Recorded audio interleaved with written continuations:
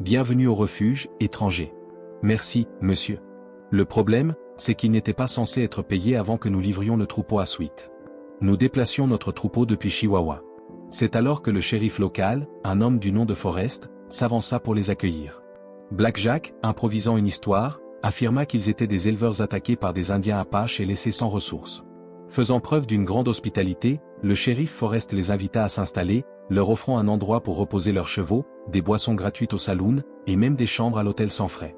Les bandits, étonnés d'une telle générosité, n'y virent aucune raison de refuser. Black Jack demanda ensuite à être conduit au bureau du télégraphe, prétextant vouloir contacter un propriétaire de bétail. Forrest lui expliqua que la ville était complètement coupée du monde extérieur. Avant de se séparer, il confia au shérif adjoint Glenn la tâche de les aider à s'installer et demanda à une femme nommée Rose d'emmener les blessés chez le médecin. Il leur rappela aussi de ne pas employer de grossièreté dans la ville, sauf à l'intérieur du bar.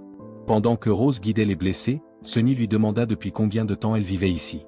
Elle répondit avec précision, 5 ans, 1 semaine et 2 jours. Peu après, ils furent accueillis par le docteur Woods.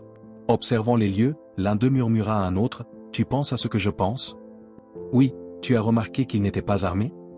On leur demanda d'entrer pour être examinés.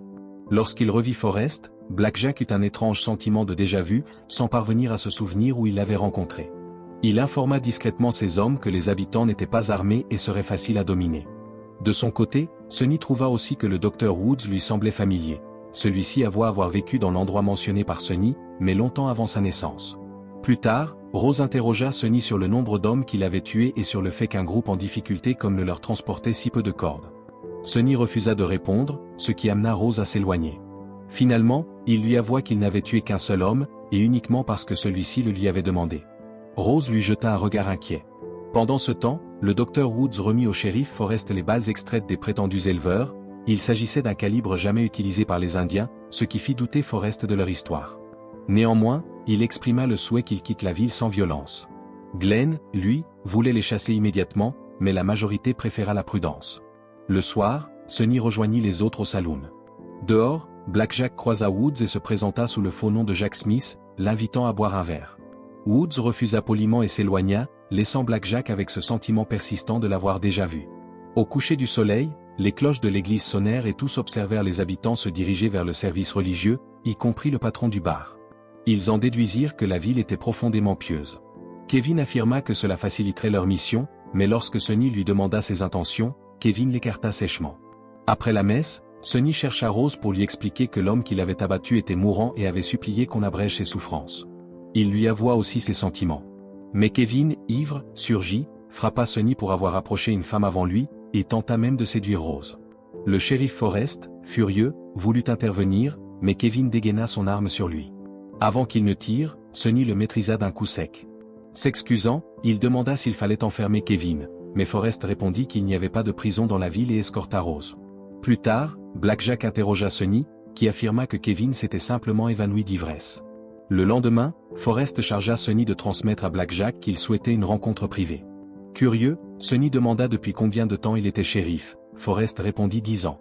Après son départ, Sonny, feuilletant son roman, eut un choc. Le shérif ressemblait trait pour trait à Wild Billy Cock, célèbre tireur abattu en 1876 en jouant au poker. Lors de la rencontre, Forrest exprima son inquiétude face au comportement de Kevin et demanda à Black Jack de surveiller ses hommes. Black Jack voulut savoir qui avait assommé Kevin, mais Forrest soutint qu'il avait dû tomber en étant ivre. Intrigué, Black Jack demanda pourquoi il ne portait pas d'armes, mais Forrest se contenta de dire qu'ils avaient leur façon de faire. Plus tard, Kevin et Sonny se rendirent chez Brox pour voler des munitions. Sonny distrayait Brox en discutant littérature, et celui-ci mentionna vendre plusieurs classiques. Sonny remarqua alors que Brox ressemblait à Jesse James, le hors-la-loi légendaire abattu en 1882 par un membre de sa bande. Brox nia fermement. La conversation fut interrompue lorsque Kevin fit tomber des objets en dissimulant les balles volées. Il les distribua ensuite aux hommes de Black Jack. Mais ils aperçurent Brox en train de parler à Forrest, ce qui fit craindre qu'il ait découvert le vol. Excédé par cette situation et lassé de se cacher, Black Jack donna enfin l'ordre à sa bande de semer le chaos dans la ville. À la fin du 19e siècle, un groupe de bandits à cheval fit irruption dans une petite ville tranquille nommée Sweetwater. Ils étaient menés par un homme dur et impitoyable surnommé Black Jack, toujours accompagné de son fidèle compagnon Kevin. En arrivant, Black Jack aperçut son jeune neveu Sonny jouant avec les enfants du coin.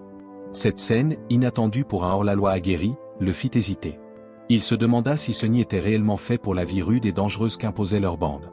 Pris de doute, il le réprimanda sèchement, l'exhortant à adopter l'attitude d'un véritable membre du gang et à cesser de se montrer tendre. « Ce n'est pas une réunion mondaine, tu comprends ?» lui lança-t-il avec froideur.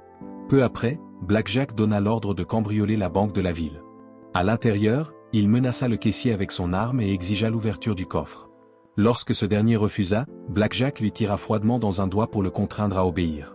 Dehors, Sonny, posté en guetteur, aperçut une prostituée nommée Dolly. Désireux de l'impressionner, il lui montra un roman qu'il admirait et lui demanda de le signer. Dolly, malgré sa réputation sulfureuse, était connue pour sa bonté et parut touchée par l'attention, mais leur échange fut interrompu par l'arrivée des forces de sécurité. Un membre du gang avertit Black Jack de l'imminence du danger, et celui-ci organisa rapidement la fuite. Dans la confusion, il abattit un habitant qu'il jugeait menaçant.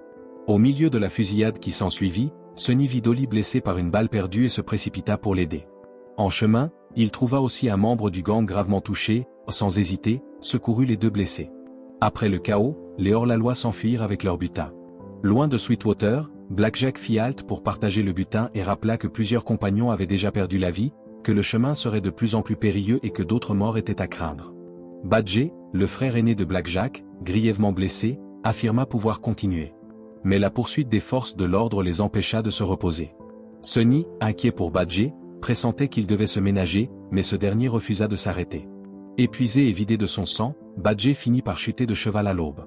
Sentant sa fin proche, il supplia qu'on abrège ses souffrances, mais personne n'osa. Resté seul avec Sonny, il lui donna ses derniers conseils, quitter la vie de hors-la-loi et suivre une route plus lumineuse. Dans un dernier souffle, il demanda à son neveu de l'achever. Sonny, les larmes aux yeux, tira pour mettre fin à sa douleur. Le coup de feu alerta Kevin, qui félicita Sonny, voyant là une preuve de sa valeur. Mais un tir venu d'une falaise atteignit Sonny à la jambe, les forces de l'ordre étaient toujours là. La blessure compliqua la fuite, déclenchant un nouvel échange de tirs. En chemin, une balle frappa le cheval portant leur butin. Black Jack songea à récupérer l'argent, mais Kevin insista pour l'abandonner afin d'éviter de nouvelles pertes. Finalement, les poursuivants renoncèrent. Le gang continua sa route à travers une violente tempête de sable, qui ne leur apporta ni répit ni victoire. Quand le vent se calma, ils se retrouvèrent face à un paysage verdoyant et luxuriant, surprenant contraste avec le désert. En explorant cette forêt étrange, ils tombèrent sur un Amérindien solitaire assis près d'un portail semblant mener nulle part. Peu après, ils découvrirent un petit village paisible où les habitants les observaient avec un mélange de curiosité et de prudence, comme s'ils pressentaient que ces étrangers apportaient avec eux à la fois le danger et l'inattendu. Alors que la violence éclatait dans les rues, le shérif Forrest s'avança calmement vers Black Jack, d'une voix polie mais ferme, lui demanda de cesser le chaos. Black Jack l'ignora totalement. Sans se laisser intimider, Forrest se posta devant l'église, impassible, tandis que les membres de la bande lançaient des couteaux dans sa direction. Un premier manqua sa cible, un second se planta dans le bois tout près de lui, mais il ne bougea pas d'un pouce. Au moment où un troisième assaillant se préparait à lancer son arme, un éclair frappa soudain l'homme, le foudroyant sur place. La scène, d'une intensité surnaturelle, fit taire toute l'assemblée. Dans le silence lourd qui suivit, le gardien amérindien du portail apparut, souleva le corps sans vie et l'emporta jusqu'au mystérieux portail situé à l'extérieur de la ville. Cette nuit-là, alors que Sonny dormait, il fut réveillé par le bruit de roues et de sabots. Une diligence approchait. Les habitants sortirent pour accueillir une nouvelle venue, Dolly. Sonny resta figé, le souffle coupé. Il était certain qu'elle était morte dans ses bras à Sweetwater, et pourtant, elle se tenait là, vivante, souriante, comme si rien ne s'était passé. Le cocher remit à Forrest une rose blanche, d'un ton énigmatique, annonça qu'il repartirait chez lui dans quelques jours. Le lendemain, Sonny insista auprès de Dolly, affirmant qu'elle était morte. Elle le contredit, disant s'appeler Affy et ne pas comprendre ses propos. Troublé, Sonny décida de mettre le docteur Woods à l'épreuve. Il prononça un nom au hasard et observa que Woods, par réflexe, porta la main à son côté, comme pour saisir une arme invisible. Pour Sonny, c'était la preuve. Woods n'était autre que Doc Holliday, le célèbre pistolero mort en 1887. Woods nia, mais les soupçons de Sonny grandirent. Il formula alors une théorie: la ville était un sanctuaire pour d'anciens hors-la-loi que le monde croyait morts. Il suggéra même que Glenn était Billy the Kid. Woods, en réponse, le déstabilisa en lui demandant qui était réellement Rose. Sonny voulut savoir pourquoi la ville avait laissé entrer Black Jack. Au fil de la discussion, il prononça par inadvertance le vrai nom de Black Jack, déclenchant un souvenir chez Woods, celui d'un tristement célèbre braqueur de train. Woods avertit Sonny de choisir sa route avant qu'il ne soit trop tard. Peu après, Sonny accusa Lamb d'être Lefty Slade, un autre hors-la-loi supposé mort. Lamb nia jusqu'à ce que Sonny remarque une cicatrice de balle à son poignet. Pris au piège, Lefty avoua. Leur échange fut brutalement interrompu par 2 hommes de Blackjack qui détruisirent le jardin de Lefty. Fou de rage, celui-ci tua l'un d'eux, avant de s'effondrer, affirmant que ses 8 années de peine avaient servi à rien. Devant les regards silencieux des habitants, Lefty partit avec le gardien amérindien et franchit le portail embrumé, disparaissant à jamais point. Pendant ce temps, la bande de Blackjack poursuivait ses ravages. Forrest, finalement, cria le véritable nom de Blackjack et lui ordonna de quitter la ville. Blackjack tenta de se battre, mais ne parvint pas à placer un coup. Forrest aurait pu l'arrêter net, mais hésita. C'est alors qu'un grondement sourd se fit entendre, un tremblement de terre secoua toute la région. Blackjack, déstabilisé, rassembla ses hommes pour préparer un dernier coup. Sonny tenta de rejoindre le groupe, mais Kevin l'en empêcha. Passant par l'arrière, Sonny surprit leur plan, détruire la ville. Kevin prétendit même avoir le contrôle sur Rose. Sonny retrouva Rose au bord du lac et vit sur son cou une marque sombre, semblable à la cicatrice de Lefty.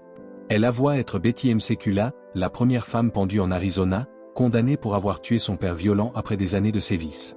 Sonny comprit alors que la ville offrait une seconde chance aux criminels de se racheter. Rose confirma, expliquant que chacun avait 10 ans pour purifier son âme, et qu'une seule erreur les condamnerait. Sonny, furieux qu'ils refusent de se défendre, tenta de les convaincre de se battre, mais les habitants refusaient de rompre leur pacte de non-violence. En quittant la place, Sonny fut pris en embuscade par Blackjack et Kevin, qui l'assommèrent. Les habitants, craignant pour leur salut, n'intervinrent pas. À son réveil dans le cabinet de Woods, Rose lui assura qu'il était encore en vie. Forrest s'excusa. Sonny, déterminé, déclara qu'il se dresserait contre Blackjack. À matin, bien que faible, Sonny se prépara pour l'affrontement. Rose le supplia de partir, mais il refusa. Forrest, inspiré par son courage, se joignit à lui, suivi par d'autres. Woods rappela à Forrest qu'il ne lui restait que 5 heures avant la fin de ses 10 ans, mais Forrest choisit de se battre.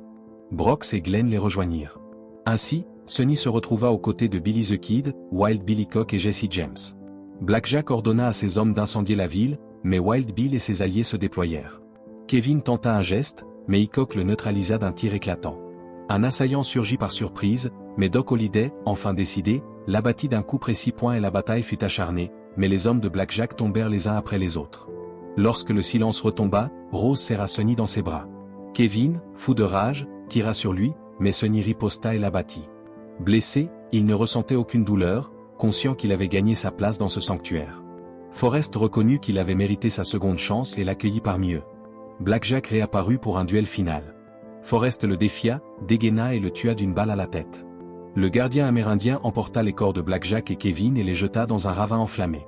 Forrest, Glenn, Brox et Woods, conscients que leur temps était venu, se préparèrent à affronter leur jugement. Mais une diligence arriva, son conducteur annonçant que leur sacrifice leur ouvrait les portes du paradis. Il proposa à Sonny de les accompagner, mais celui-ci choisit de rester avec Rose. Avant de partir, Forrest lui remit son insigne. Sous les rayons dorés du soleil, la diligence emporta les 4 légendes vers l'éternité, laissant Sonny et Rose face à un nouveau chapitre de leur vie.